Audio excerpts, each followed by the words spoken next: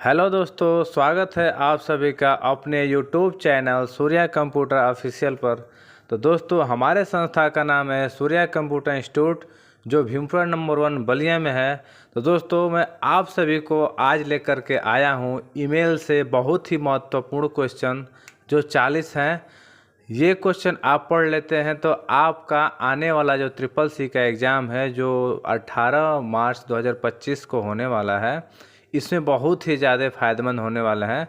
तो दोस्तों, मैं चाहूँगा कि हमारे इन सभी क्वेश्चनों को देखिए, पढ़िए और समझिए, और हमारे वीडियो पर अंत तक बने रहिए। हमारे वीडियो को लाइक करिए, शेयर करिए, सब्सक्राइब करिए। तो चलिए दोस्तों, मैं आप सभी को क्वेश्चनों से रूबरू कराता हूँ। हमारे स्क्रीन पे क्वेश्चन आ चुके हैं। तो दोस्तों, मैं सबसे पहले क्वेश्चन की अगर बात करूं तो देखिए, हमारे सबसे पहला क्वेश्चन जो है, ईमेल में साइन इन क्या होता है। तो साइन इन का मतलब होता है दोस्तों खाते में प्रवेश करना। कहीं पर भी अगर साइन इन शब्द आता है तो साइन इन का मतलब होता है खाते में प्रवेश करना। सेकेंड क्वेश्चन दोस्तों, ईमेल में साइन अप क्या होता है। तो ईमेल में साइन अप दोस्तों होता है किसी भी खाते से या ईमेल खाते से बाहर निकलना। तो इसका हो जाएगा दोस्तों ईमेल खाते से बाहर निकलना। जैसे कि मैं आपको स्क्रीन पे यहाँ पे हाईलाइट करके दिखा रहा हूँ, इसको बोला जाता है अकाउंट से बाहर निकलना। तीसरा क्वेश्चन दिया है, ईमेल में साइन अप क्या होता है। तो ईमेल में साइन अप का मतलब क्या होता है कि अगर किसी वेबसाइट या किसी भी ईमेल पर नया अकाउंट क्रिएट करते हैं, उसको बोला जाता है साइन अप। तो ये होता है दोस्तों हमारा साइन अप, जो कि मैं आपके स्क्रीन पे हाईलाइट करके दिखा रहा हूँ। ये हमारा होता है नया अकाउंट बनाना। इसके बाद दोस्तों हमारी बारी आती है कंपोज। तो कंपोज की बात करें तो कंपोज क्या होता है। तो कंपोज का मतलब होता है नया ईमेल बनाना, किसी को मैसेज या संदेश लिखना। तो कंपोज विंडो जो होता है दोस्तों, इसका प्रयोग करके किसी व्यक्ति को ईमेल हम लोग लिख सकते हैं। इसमें अगर बात किया जाए तो इसमें देखिए लास्ट में BCC और यहाँ पे CC दिया है। तो CC का मतलब होता है दोस्तों कार्बन कॉपी। जैसे कि मैं यहाँ पे फुल फॉर्म लिख देता हूँ, CARBON कार्बन कॉपी। और दोस्तों BCC की बात की जाए तो ब्लाइंड कार्बन कॉपी होता है।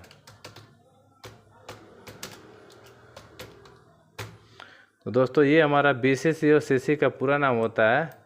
BCC का मतलब होता है मैसेज छुपा करके भेजना, और CC का मतलब होता है मैसेज दिखा करके भेजना। अगला क्वेश्चन, हमारा चौथा क्वेश्चन है दोस्तों, आप लोग देख पा रहे होंगे, ईमेल में सेंट ऑप्शन क्या होता है।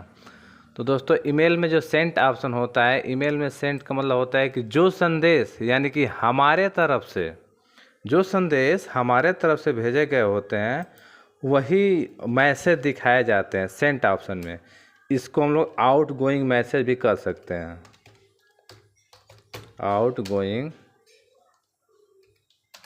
मैसेज, इसको हम लोग आउट गोइंग मैसेज के भी नाम से जान सकते हैं, मतलब कि जो हमारे तरफ से संदेश भेजे गए हैं। इसके बाद अगली बार ये हमारे दोस्तों, ईमेल में इनकमिंग मैसेज क्या होता है। तो इनकमिंग मैसेज की बात करें तो दोस्तों जो संदेश हमें प्राप्त हुए होते हैं उसको बोला जाता है इनकमिंग मैसेज। तो अभी मैं हाईलाइट करके दिखा देता हूँ, यानी कि किसी ईमेल खाते में आने वाले संदेश या आया हुआ संदेश, इसको हम लोग इनकमिंग संदेश कहते हैं। तो यहाँ पे मैं इनकमिंग लिख देता हूँ, इनकमिंग मैसेज। इसके बाद बारी आती है दोस्तों, ईमेल में आउटगोइंग संदेश क्या होता है। तो अभी मैं ऊपर बताया था कि वह ईमेल या वह संदेश जिसको हम लोग भेजे हुए हैं, ये होता है हमारा आउटगोइंग, मतलब कि हमारे द्वारा भेजा हुआ संदेश। अगला ऑप्शन है दोस्तों, ईमेल में ट्रैश फोल्डर क्या होता है।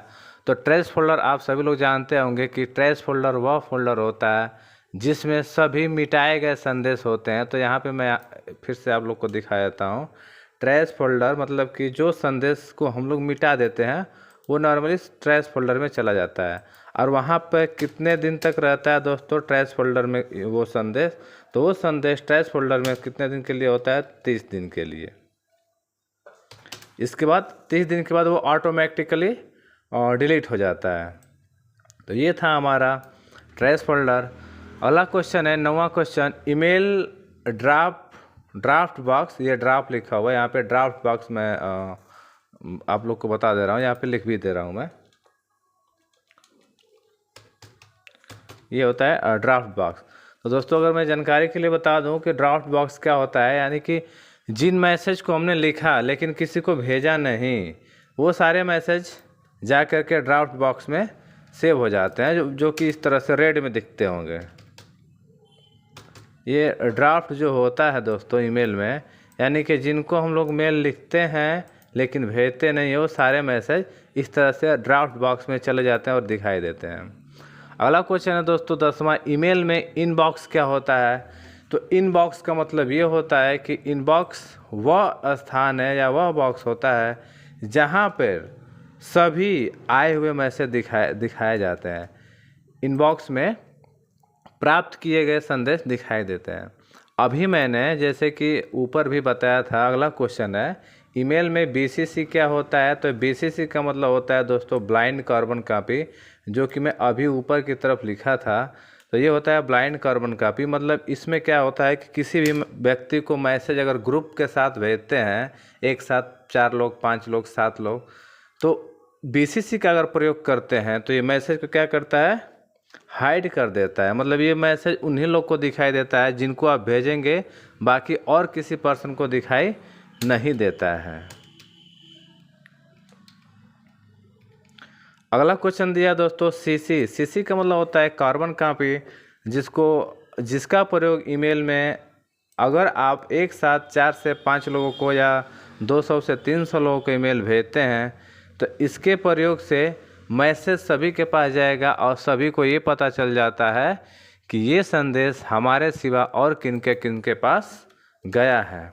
और वही बीसीसी की अगर बात की जाए तो बीसीसी में क्या होता है कि बीसीसी में अगर ईमेल भेजते हैं तो मैसेज सभी के पास जाता है, लेकिन किसी को ये नहीं पता चलता है कि ये मैसेज हमारे सिवा और किसके पास गया है। अगला क्वेश्चन है दोस्तों 13वां, ईमेल में अटैचमेंट क्या होता है। तो अटैचमेंट की अगर बात की जाए दोस्तों, तो अटैचमेंट को हिंदी में हम लोग संलग्न के भी नाम से जानते हैं। यानी कि अगर जैसे हम लोग नॉर्मली बात करें कि व्हाट्सएप में आप लोग यूज करते होंगे, कि व्हाट्सएप में देखते होंगे कि जहाँ से हम लोग फ़ोटो वीडियो वगैरह भेजते हैं, क्लिक करते हैं तो सारे ऑप्शन आता है। तो उसी तरह से ईमेल में अटैचमेंट होता है दोस्तों। तो अटैचमेंट का प्रयोग करके किसी व्यक्ति को पीडीएफ फाइल या मतलब किसी प्रकार का दस्तावेज को अटैच किया जाता है, यानी कि जोड़ा जाता है। इसके प्रयोग से हम लोग किसी व्यक्ति को अटैच कर सकते हैं कोई फाइल।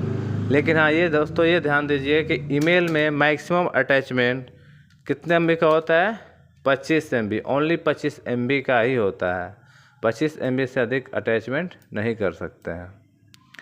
इसके बाद बारी आती है अगला क्वेश्चन, हमारे स्क्रीन पे 14वां क्वेश्चन, ईमेल में इम्पोर्टेंट्स क्या है, इम्पोर्टेंट क्या है। तो इम्पोर्टेंट की बात करें तो ये महत्वपूर्ण संदेश होता है दोस्तों। ईमेल में इम्पोर्टेंट संदेश वह संदेश होते हैं जो मतलब जिसमें किसी प्रकार का डर या कोई भय या कोई धोखाधड़ी नहीं होता है, वो सारे इम्पोर्टेंट्स हो जाते हैं। इसके बाद अगला क्वेश्चन दिया है star red. Star red message क्या होता है कि ये मैसेज वह मैसेज कहलाते हैं जिनके ऊपर अगर स्टार का साइन लगा देते हैं और मैसेज में अगर डिलीट का प्रयोग करते हैं, तो जिन मैसेज पे अगर हम स्टार लगाए रहेंगे वो मैसेज डिलीट होने से बच जाते हैं और वो महत्वपूर्ण मैसेज भी कहलाते हैं। तो स्टार रेट का मतलब कि ये भी महत्वपूर्ण मैसेज होते हैं जो कि मिटाए नहीं जाते हैं या मिटते नहीं हैं। अगला क्वेश्चन है 16वां, एक ईमेल में अधिकतम कितने भाग होते हैं। तो दोस्तों ईमेल की अगर बात की जाए तो एक ईमेल के मैक्सिमम 2 भाग होते हैं। वो पहला होता है यूज़र नेम और दूसरा होता है हमारा डोमेन नेम।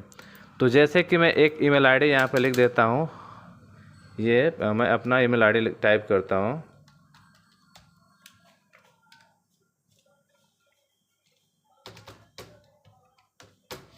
दोस्तों ये मेरी ईमेल आईडी है, जो कि ये PK249564 ये जो दिया हुआ है ये मेरा यूज़र नेम होगा। यूज़र नेम का मतलब कि उपयोगकर्ता का नाम, जो कि जो ईमेल यूज करता है। और डोमेन नेम का मतलब कि ये हमारा .com है, इसको कमर्शियल बोला जाता है।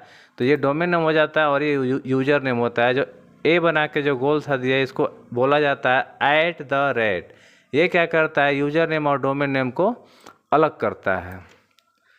अगला क्वेश्चन है दोस्तों ईमेल में स्ट्रांग पासवर्ड क्या होता है।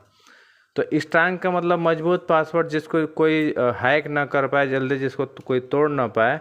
तो ईमेल में हमेशा दोस्तों alphabet, number, capital, small, special character का प्रयोग किया जाता है। जैसा कि मैं यहाँ पे सूर्या कंप्यूटर ऐसे बनाया हूँ, ये भी स्ट्रांग पासवर्ड हो सकता है। इसके अलावा यहाँ पे भी ये भी हो सकता है, सूर्या जी हैज, इसको भी हम लोग स्ट्रांग पासवर्ड के नाम से जान सकते हैं। इसके बाद 18वां क्वेश्चन दिया है, ईमेल में अधिकतम स्टोरेज कितना होता है। तो आप सभी लोग जानते होंगे दोस्तों कि ईमेल में जो अधिकतम स्टोरेज होता है वो होता है ओनली 15 GB। 15 GB तक आप इसमें इस डाटा को स्टोर कर सकते हैं। 15 GB से अधिक नहीं होता है। अगर अधिक भी लेंगे तो उसके लिए ईमेल कंपनी को, गूगल कंपनी को पेमेंट करना होगा। 19वां क्वेश्चन दिया है, ईमेल भेजते समय अधिकतम कितने MB तक के फाइल को अपलोड कर सकते हैं। तो अभी मैंने पीछे ही बताया था कि ईमेल अटैचमेंट मैक्सिमम 25 MB तक ही होता है। 25 MB से अधिक के फाइल को अपलोड नहीं कर सकते हैं। अगला क्वेश्चन दिया है दोस्तों हमारा 20वां क्वेश्चन, कौन सा प्रोटोकॉल ईमेल भेजता है। तो इसका राइट आंसर होगा FTP। FTP मतलब होता है दोस्तों फाइल ट्रांसफ़र प्रोटोकॉल।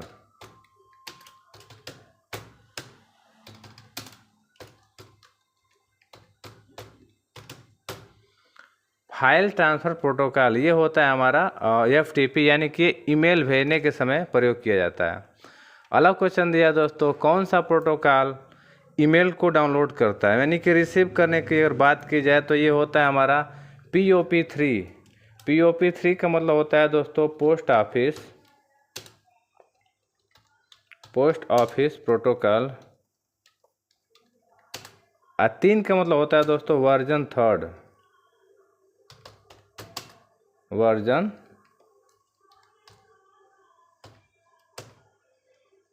ये प्रोटोकॉल मतलब पोस्ट ऑफिस प्रोटोकॉल वर्जन 3 होता है इसका पूरा नाम।